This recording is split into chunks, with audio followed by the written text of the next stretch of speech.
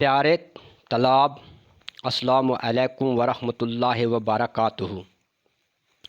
12ویں جماعت کے طلباء و طالبات، آج ہمارا موضوع ترقی پسند تحریک ہے۔ پیارے طلاب، اس سے پہلے بھی اردو ادب میں اردو کی ترقی کے لیے بہت ساری تحریکیں وجود میں آئی ہیں جن کے مختلف نام ہیں، مثلاً فورٹ ولیم کالج کلکتہ، دبستان لکھنؤ، علی گڑھ کی تحریک، تو ترقی پسند تحریک۔ تو آج ہم ترقی پسند تحریک کے ہی بارے میں آپ سے میں کچھ باتیں، کچھ اتار چڑھاؤ اس کے میں آپ کے سامنے بیان کروں گا۔ یہ تین تحریکیں آپ کے نصابی کتاب میں آتی ہیں، اور ان میں سے ایک سوال ہوتا ہے آپ کو جس کے 8 مارکس ہوتے ہیں۔ فورٹ ولیم کالج، دبستان لکھنؤ، ترقی پسند تحریک، ان تینوں میں سے ایک کوشچن آتا ہے، یعنی تینوں تحریک۔ تو آج ہم ترقی پسند تحریک ہی کریں گے۔ ایسی تحریک کا ذکر کرنا ہمارے لیے ضروری ہے جس نے کچھ عرصہ کے لیے اردو شاعری اور شاعروں کو بڑی شدت سے متاثر کیا۔ کس نے؟ علی گڑھ ترقی پسند تحریک نے۔ یہ تحریک ترقی پسند تحریک کہتی ہے۔ ہاں بیٹے، ترقی پسند کے معنی ایک رجحان ہے، ایک ذہنی کیفیت ہے۔ یہ میلان طبع، بعض ادبا میں یہ میلان شدت اختیار کرتا ہے اور بعض میں ہلکا سا۔ 1935 عیسوی میں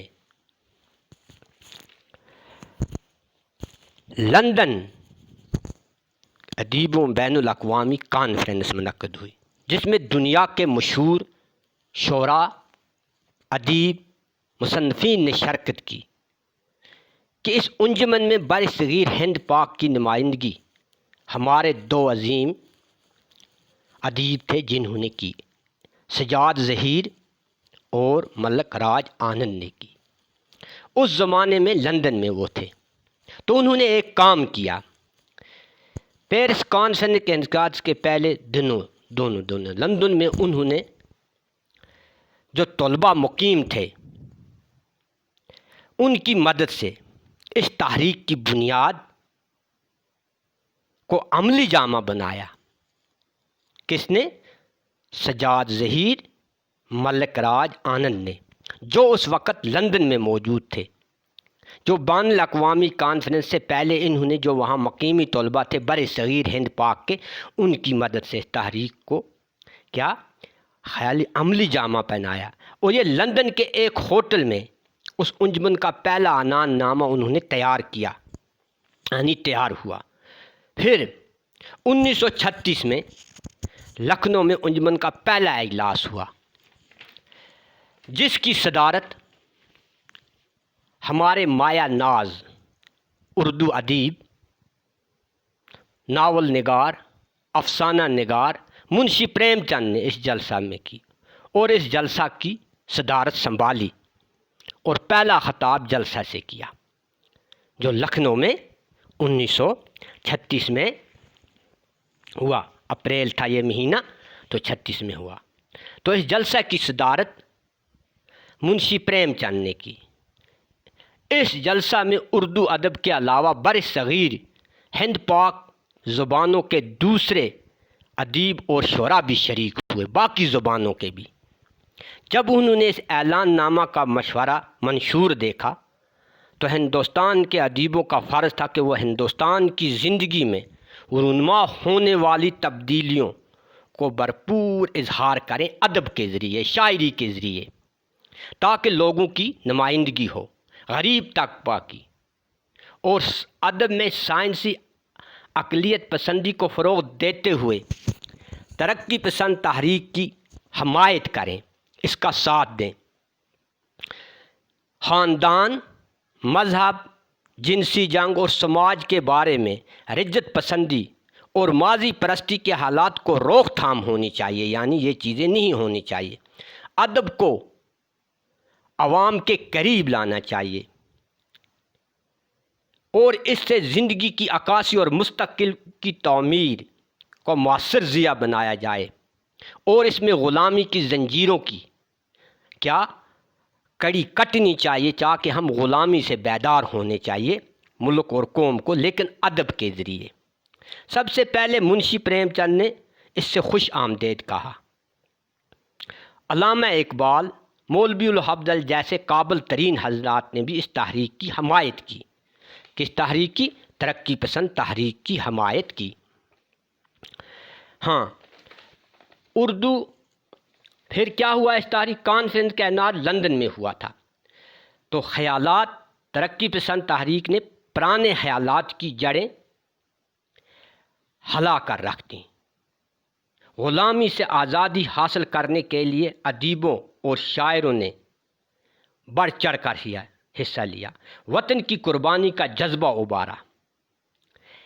اس تحریک نے معاشرے اور ادب کی ترقی میں رکاوٹیں بننے والے فرسودہ روایتوں کو ترک کر دیا، صحت مند روایتوں کو اپنایا جو زندگی کی تعمیر میں کام آ سکیں۔ پھر کیا؟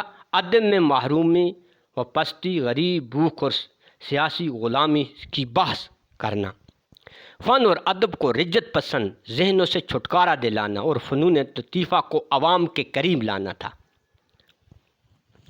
ترقی پسند تحریک کا مستقبل روشن ہوا۔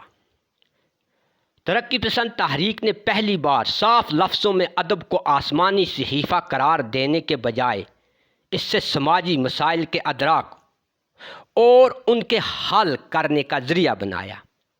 ہندوستان کے مشہور ماہر تعلیم ایجوکیشنسٹ ڈاکٹر محمد حسین آزاد لکھتے ہیں کہ ترقی پسند تحریک نے اردو ادب کو ایک تاریخی کارنامہ انجام دیا اور پرانے کھوکھلی جڑیں اس نے ہلا کر رکھ دی۔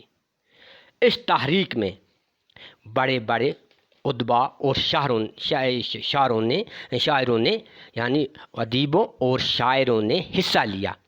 منشی پریم چند، جوش ملک آبادی، حسرت موہانی، نیاز فتح پوری، قاضی عبدالغفار، فراق، مجنون، فیض احمد فیض، نثار، اختر ایمان، سعادت حسن منٹو، مجاز، نون میم راشد، جذبی، سجاد ظہیر، رجندر سنگھ بیدی، احتشام حسین وغیرہ قابل ذکر ہیں۔ یہ تحریک ایک ملک گیر تحریک بن کر ابھری، واقعی دوسروں پر بھی یہ حائل ہوگی۔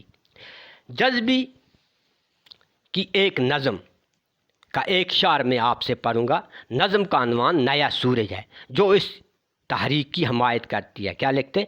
ہمالا کے اونچے کلش جگمگائے، ہمالا کے اونچے کلش جگمگائے، پہاڑوں کے چشموں کا پہاڑوں کے چشموں کا سونا بنایا، پہاڑوں کے چشموں کا سونا بنایا۔